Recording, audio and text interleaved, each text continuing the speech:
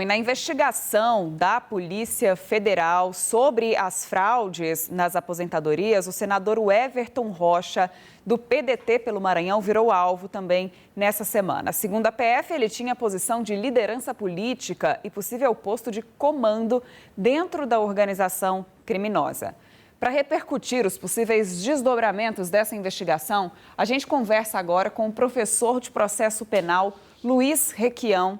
Professor, bom dia para você, seja muito bem-vindo ao SBT News. Começo te perguntando quais são as implicações legais de um senador se tornar alvo nessa investigação ou em uma investigação da Polícia Federal, como foi o caso do senador Everton. Bom dia.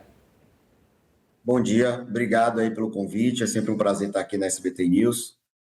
Primeiro, eu posso dizer que, obviamente, a implicação de um senador na investigação, e a gente precisa deixar muito claro que, por enquanto, o que está se tratando é apenas de uma investigação, não existe ainda uma ação penal, não existe ainda um desenvolvimento processual sobre isso, ainda estamos em fases investigativas, mas é óbvio que a partir do momento que se encontram alguns elementos que a gente chama de indícios mínimos, de elementos de prova que envolvam um senador da República, obviamente isso é grave, porque isso demonstra uma ligação entre um aspecto político e um aspecto penal, né? Então, se eu estou ali diante de uma investigação, sempre gosto de ressaltar, uma investigação de organização criminosa envolvida em desvios ilícitos, e dentro dessa investigação há algum elemento de envolvimento possível de um senador da República, obviamente que isso é grave, porque se demonstra, né, que há uma ligação muito mais profunda acerca desses desvios ilícitos do que meramente apenas um ato de pessoas que não tenham ali relações de poder significativas. Porque o senador da República, obviamente, ele tem aí possibilidades de influência muito maior do que qualquer outra pessoa dentro dessa esfera do que está sendo apurado até então, dentro dessa suposta organização criminosa. Professor, e quais são os possíveis desdobramentos imediatos dessa investigação para ele? Quais são os próximos passos também dos investigadores? Foram colhidos documentos, materiais? Isso pode corroborar a tese que está sendo levantada? Sem dúvida nenhuma. Então, como eu disse, ainda estamos num princípio, né, de investigação, tudo ainda baseado em suposições.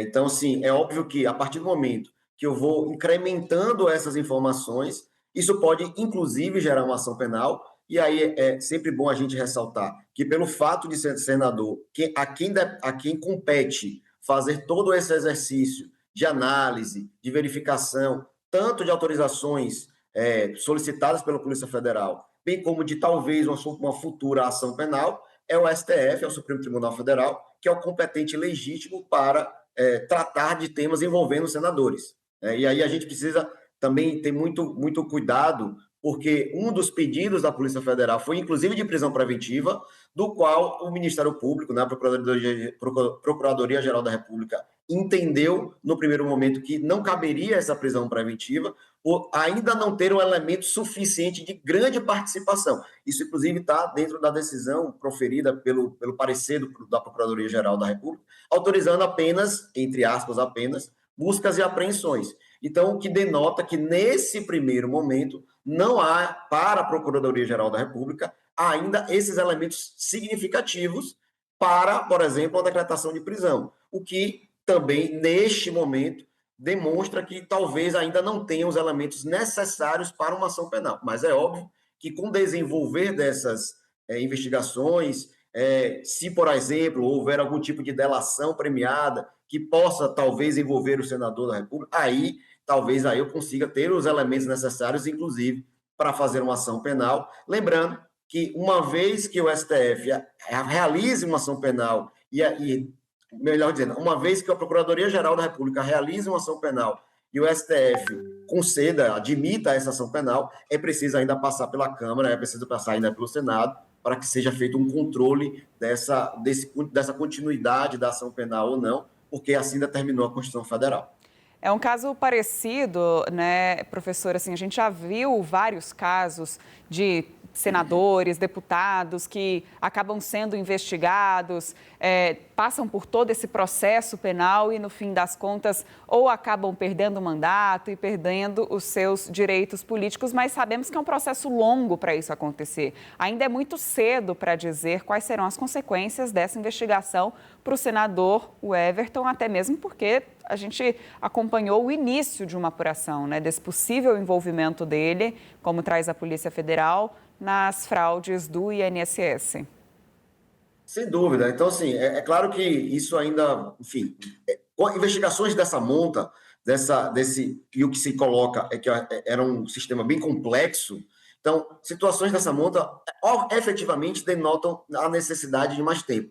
Eu sei que muitas vezes a sociedade exige respostas rápidas, mas quando a gente está tratando da esfera do processo penal e das investigações criminais, a rapidez muitas vezes atrapalha. Então, muitas vezes, essa necessidade de resposta jurídica, que nada tem a ver com respostas políticas, essa necessidade de resposta jurídica, que muitas vezes a população e a sociedade almeja, muitas vezes atrapalha. Então, para que essa investigação realmente tenha uma robustez de prova, denota tempo. É necessário que isso seja desenvolvido com mais cautela, com mais tranquilidade, ainda mais envolvendo, como eu disse, o senador da República, porque as implicações jurídicas são muito graves que pode gerar. Ele pode fazer a perda do mandato, como bem disse, ele pode perder os seus direitos políticos, ele pode ficar inelegível como efeito de uma condenação.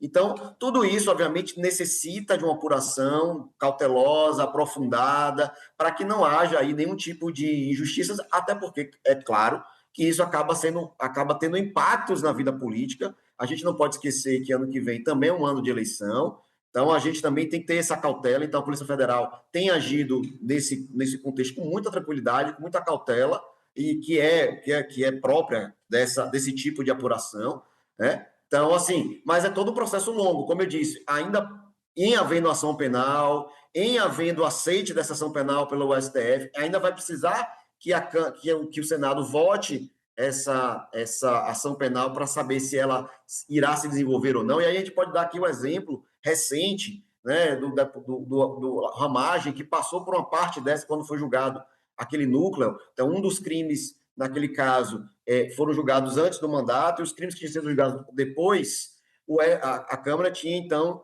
interrompido ali a continuidade daquele processo, exatamente porque assim determina a Constituição como uma forma de controle de poderes.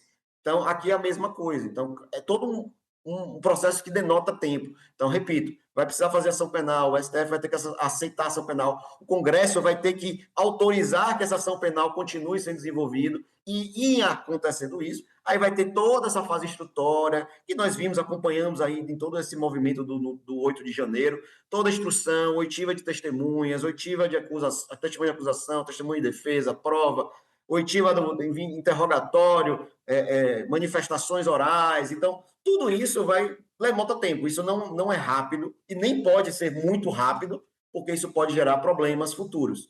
Então, mas é óbvio que os impactos, e em tudo isso acontecendo, perda de mandato, perda de direitos políticos, inelegibilidade, todos esses efeitos, obviamente, podem acarretar, mas isso é um procedimento que denota aí um tempo maior, não é tão rápido quanto muitas vezes a sociedade exige.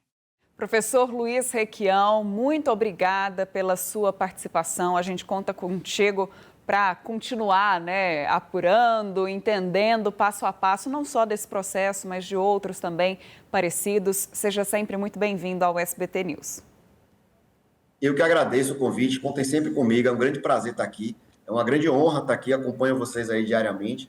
Então, enfim, eu estou sempre à disposição, contem sempre comigo. Um grande abraço.